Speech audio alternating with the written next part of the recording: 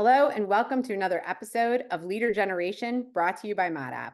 I'm your host, Tessa Burg, CTO here at ModApp. And today I am joined by Liza Adams. She's one of Pavilion's 50 CMOs to watch in 2024 and an AI advisor and fractional CMO. Liza, thank you so much for joining us. We're excited to have you. Hi, Tessa. So good to be here. Thanks for having me. Oh, yeah. And I was so impressed with your insights that you shared at, it was the Marketing Institute's B2B conference. And I've loved following your content. So right at the start, I want to tell our listeners and our clients that follow Liza, follow her on LinkedIn, great content. She's so generous with the insights she shares. So today we'll get into some of those great guiding points that marketing leaders can use. But thank you right off the bat for putting out such great content that's inspiring, very accessible. I'm so humbled. Thank you. I learned so much from so many. This era of AI is promoting sharing and lifting each other because no one is an expert. So the more we share, the more we learn from each other, the rising tide lifts all boats. So that's what I love about the AI community. Yes, me too. I know a lot of people are fearful about what's coming, but in our little AI community bubble, I have met so many generous and kind-hearted and people who very much lean into that ethical and responsible approach for technology to elevate. And Mm-hmm. what we're going to get in today is like, how do we use AI for strategy and building trust? And that's critically important. And it's an important message for people to hear as we continue. Yeah, absolutely. So tell us about yourself. Tell us about your background. Oh boy, I could talk about AI and marketing all day, but like talking about me is not my favorite. So yes, I am Liza Adams. It's Liza. I joke around and I say it's like the Leaning Tower of Liza. So I've been in B2B tech for many decades. I'm based in Denver, and also been here for over 20 years. But half of my career has been spent in Silicon Valley, working for some of the largest B2B tech companies, Brocade, now part of Broadcom, Pure Storage, Juniper Networks, and then here in Denver, Level 3, now part of CenturyLink.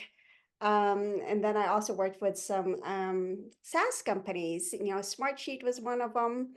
And then my last role was at Encompass Technology, smaller, much, much smaller, but a global business. And I love purpose-driven companies. I also love elevating the strategic value of marketing. And what that really means is having such deep insights about the market and about the customer. And with those deep insights, we are able to guide the business in the right direction. So more about marketing in service of the market. So that's what I'm truly passionate about. And AI just happens to be one of those things that I feel is a gift to marketers because it does elevate our strategic value and it allows us to be more authentically human. And we could talk a little bit more about that. Yeah, and I feel like that sentiment is one that's not obvious or maybe not even shared by marketers. There's a lot of fear in that AI will replace the knowledge and expertise of marketing rather than elevate the strategic value. So what are you seeing in your work and across your clients? What are those bright spots where AI is giving marketers an edge and more of a strategic value as we move forward? Yeah, it's so important just to take a step back and have a little bit of perspective on this. Because as we look at marketers, especially the CMOs, there are only 41 marketers on Fortune 1000 boards. And less than 3% of board members have marketing experience. So these are stats from Spencer Stewart. And I deeply looked into this because I was curious. I said, wow, why are we not on boards? And there are a number of reasons why we're not on boards, but one of the biggest reasons in my mind is that we are perceived as tacticians rather than strategists. I think the things like social posts and websites, events, ads, logos, uh, take the front seat in us being perceived, in people's perceptions of marketing. But things like our deep understanding of the market, segmentation, targeting, and positioning, category creation, messaging, those types of things might be invisible, hence not as well known for others. When those are the types of things that make these campaigns shine, unless we truly understand the markets, it's really hard to launch a campaign that will stick in market. So, you know, and then layer on top of that, this movement from growth at all costs to sustain profitability. When it was growth at all costs, the main thing there was, it was almost like a land grab, right? Like it was, go after more segments, go after more personas, more opportunities, and be okay with a higher churn because we're trying to get as many in the door. Well, when we shifted to sustain profitability, that turned the model on its head. This now is about picking the segments. Maybe it's top 2 or 3 segments that we know so well, that we could serve so well, cost effectively, and we could have high value in those segments. And we are best in the world in serving those segments because we don't want them to leave. We want those to be highly profitable. And because we serve them so well, we could do it so cost effectively. So this whole notion of choosing, narrowing the aperture versus going broad is putting a lot of pressure on the business and hence marketers to elevate their thinking.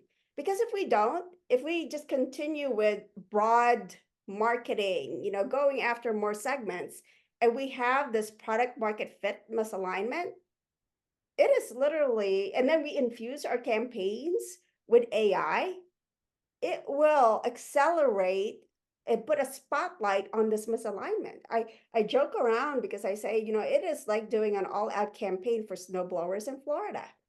When we have bad product market fit, and then you infuse your campaigns with AI.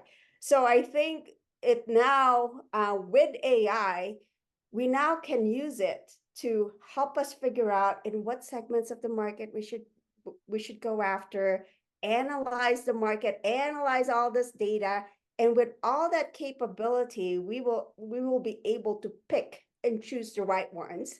When we do that, we understand them so well, we align the right segments with our product, and then we can infuse our campaigns with AI, right? Then we can see the results of good product market fit and more efficient and better campaigning in market.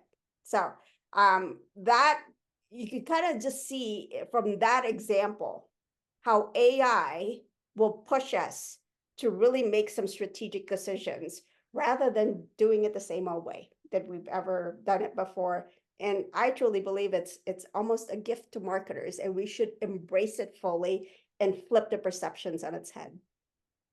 Yeah, I relate so well to a lot of the things that you said, because I remember when I was on the client side and sitting in a marketing role, the metrics I was held accountable to during the growth at all costs were kind of insane. It was like, well, how many impressions did this campaign generate? It's like, man, impressions, a lot, but why is that so important? Why isn't our email list growing? Why aren't you sending out to everyone? Like it was mind-boggling when the growth at all costs was like at the cost of the value of our domain, at the cost of the value of our sending domain. And it was like, well, it's not how many people, how big is the list, how many times did we send? It's what value did the client receive? How do we know they receive value? And that needs to be measured in engagement, conversion, and ultimately purchase and lifetime value. But there was absolutely so much being prioritized on reach, volume. And it was maddening when you're trying to be a data-driven marketer. I mean, it's one of the things that I love working in marketing is the data, is learning about people and seeing what their behaviors are and where is the best place to align. Yeah, there's such a shift from, we still do the MQLs and things like that, right? But now it focuses on net retention rates, reduction of churn rates, lifetime value, to your point, right? Ensuring that we get more references. So these references become a much bigger marketing megaphone for new customers because they are more valued than the companies themselves. So I think it's such a shift, and to the extent that we can use AI to deeply understand the customers, personalize the experience, make our content relevant, give before getting. Right. There's just being so completely human about, building a relationship, earning the trust, because people's radars are up. They know about deep fakes, they know about AI's ability to create content en masse, rapidly. They can see right through that. And when we um uh, create differentiation in the market by being human, by being transparent about our use of AI, by telling stories, by infusing it with experiences, making it so relevant and so personalized that in AI search that even Google or Perplexity or ChatGPT and Claude cannot ignore it. They would have to serve up our content. Those are the kinds of things that I think will be valued and cherished and rewarded in the era of AI. Yeah, I agree. One of the most concerning quotes I heard in the last, I think like 4 months was from Sam Altman. He said 98% of marketing will be automated. And then there was another part in that same interview where it was like, you can pretty much completely replace agencies and even marketers in general.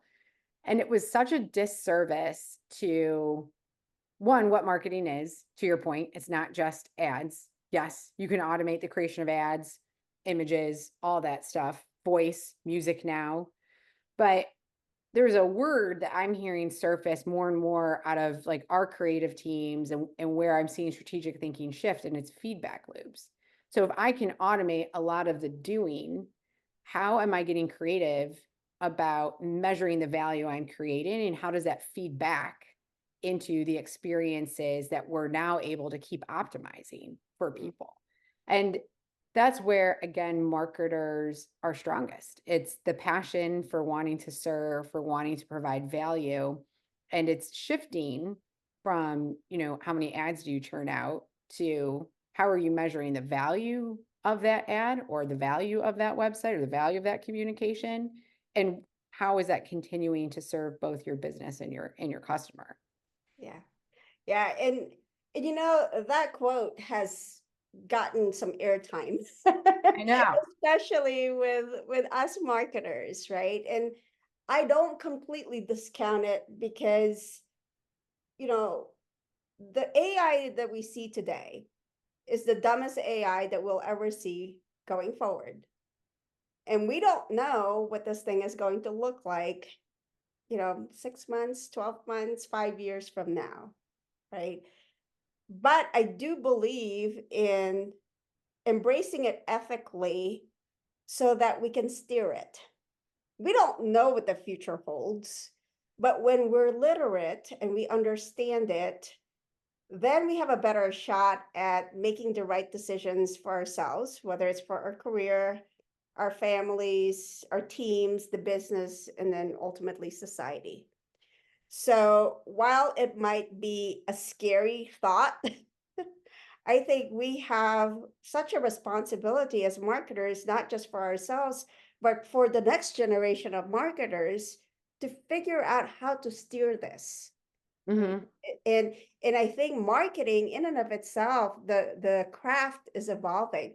So in the many companies that I'm now advising, and I'm inspiring what's possible with AI, I'm now seeing that, to your point, the mundane tasks, the repetitive tasks, we've built GPTs or little tools, AI tools to do those things.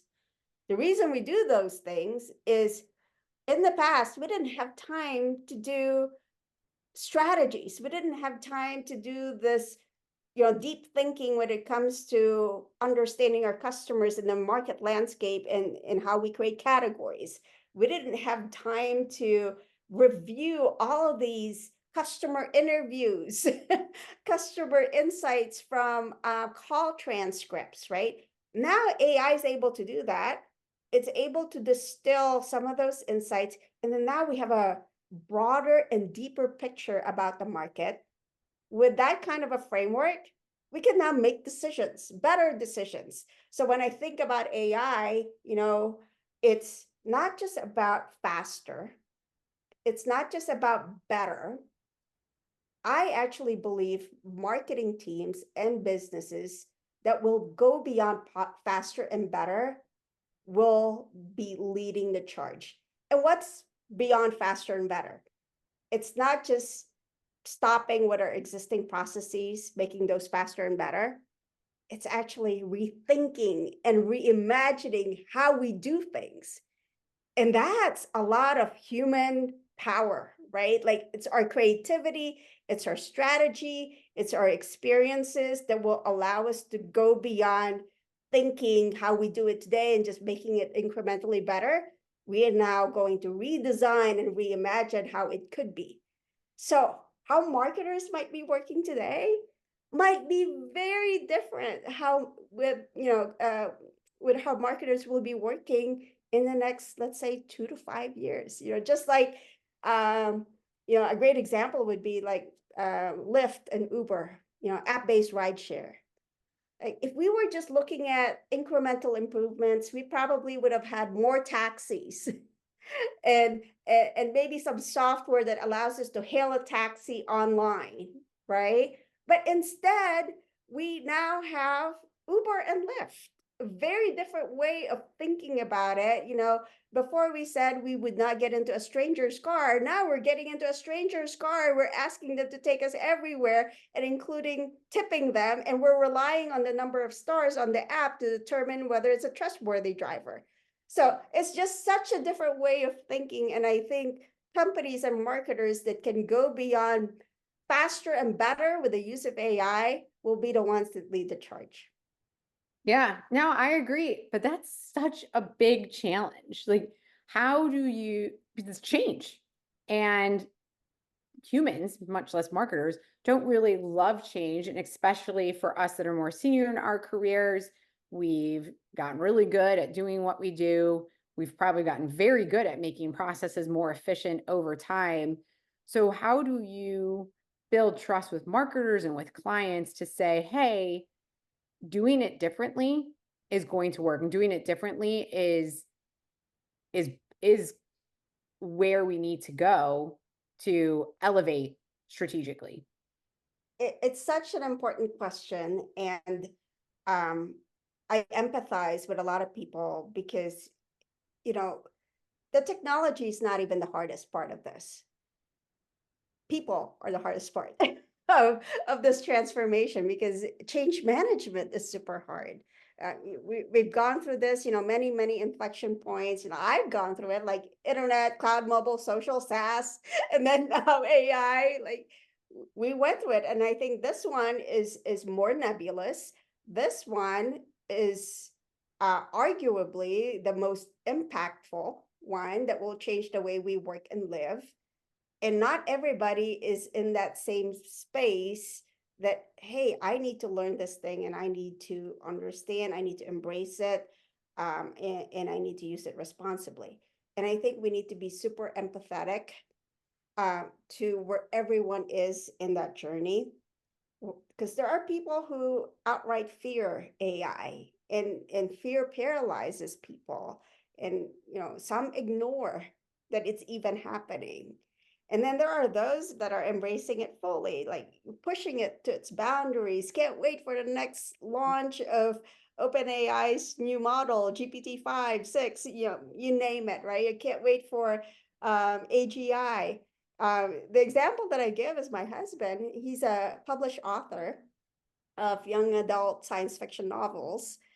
And as a writer, he has trepidations about the use of AI because he feels that it would ingest some of his ideas.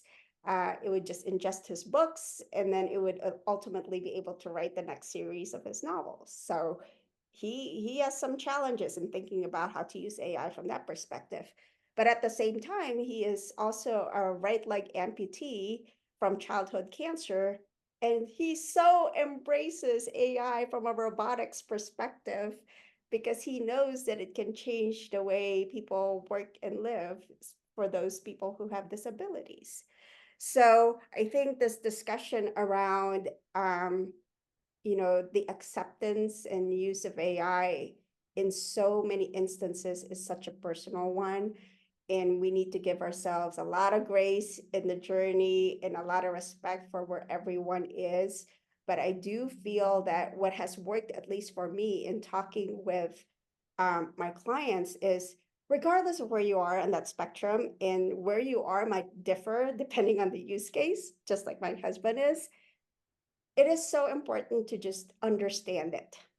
Mhm. Because when we understand, then we can make the right decisions, right? So taking that first step of understanding and not ignoring, not fearing, will give us, some leverage to make those right decisions, if that makes sense. Oh, it does. And I think too, understanding needs to go beyond just listening to headlines. And it does take some time and some discipline to educate yourself, to have conversations. Uh, when we look ahead at the opportunities we have, so what excites you most about what's coming next, specifically in the field of marketing? Yeah. And before I answer that, I just want to add something to what I said previously. I think understanding AI also reduces the risk of us being influenced by others who may or may not hold the same values that we do. Yeah, that's So a good point. that's Yeah. also just another benefit of just knowing for yourself, Mhm. right? And then your next question. Sorry, Tessa, what did you say? Oh, no problem. What opportunities do we have moving forward in AI? Yeah, so in terms of opportunities, I think there's such an opportunity, especially for marketing leaders, to upskill and reskill this next generation that's coming up, right? I think about my daughter. She's 17. She's going to go to college. She's interested in engineering. That was also my path. And then after engineering, I went into marketing. And I'm thinking about these college grads and early in career people because they could potentially be the most vulnerable to AI. And I think this upskilling and reskilling is such an opportunity for us to reduce the risk and giving them, these early in career people, much better chances of thriving in this era. And that starts with education, right? In not just, not just in college, but even in middle school, in elementary school. I think about, hey, show them, tell them about AI, tell them about how to use it. The answer is less relevant, just like math, right? The answer is less relevant. How you got to that answer is the most important. How did you guide AI? How did you prompt AI? How did you challenge it? How did you get it to give you its sources? How did you get it to give you its rationale? Like all of those things, I think we need to start really thinking about education, and it's such an opportunity, and I think there's just a baseline there. Then more specifically for marketers, again, what I said before, it gives us an opportunity to elevate our strategic value, and it also helps us make a brand authentically human. Because if you think about marketing, our North Star has always been our our customer insights, right? Knowing the market so well. And in the world of AI, we now have to balance a lot of things. We now have to balance convenience with privacy, efficiency with empathy, innovation with ethics, automation with the human touch. So all these things need to be balanced. And who's going to balance that? it's on marketing, right? Like Right. I can't see any other function in the C-suite that has that responsibility. So it is such an opportunity for marketing to really get this balance of technology and elevating the most important human values. So to the extent that we can do that, if you're a marketer and you're feeling like, oh my gosh, people think about me more tactically, guess what? We have two dimensions that we can really lean in on. One is this product market fit, get that right. The other dimension is earning trust. How do we earn trust? We earn trust by balancing those things that I talked about. So, opportunity from an education perspective, changing the perception of marketing, and then truly making an impact in the business through product market fit and earning trust. And I think companies and people that are able to do that will thrive in the era of AI. Yeah. And on the education piece, one thing that, I personally strongly believe, and I know not everyone agrees with, I would love to see data science introduced as part of a core curriculum earlier. And even if it's because I know data science is in my background, so I'm totally biased, but I don't know how you can truly describe how you got to an answer using AI unless you understand just some of the basics and the fundamentals. And because it all starts with data. And I think marketers know that. They know, marketers have been data driven and love data, and it's how we measure and how we influence and create the campaigns like we've talked about. But data and AI has so many other nuances. It's not just about first name, last name, address, their title, who they are. It's about the whole collection. And that every time I go to use a model, the data I select to put into that model is incredibly important. And if I only use a tool and I don't understand how the data was collected, where it came from, how it's being trained, if that's not something I know how it got there, then it is very hard as a marketer to validate that my output is right, that it is higher quality, and that it is giving me that level of strategic thinking that I need.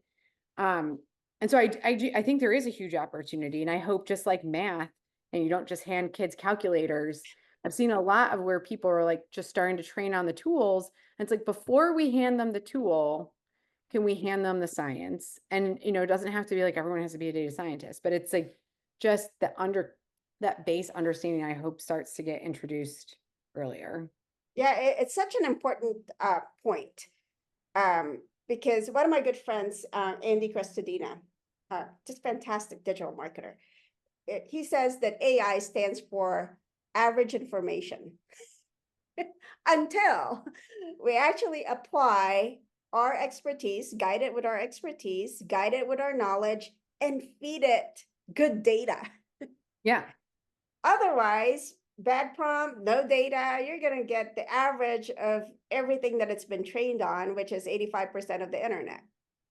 So we really, to your point on the education front, like, how do you guide this thing? How do you gain the expertise so that you can guide it?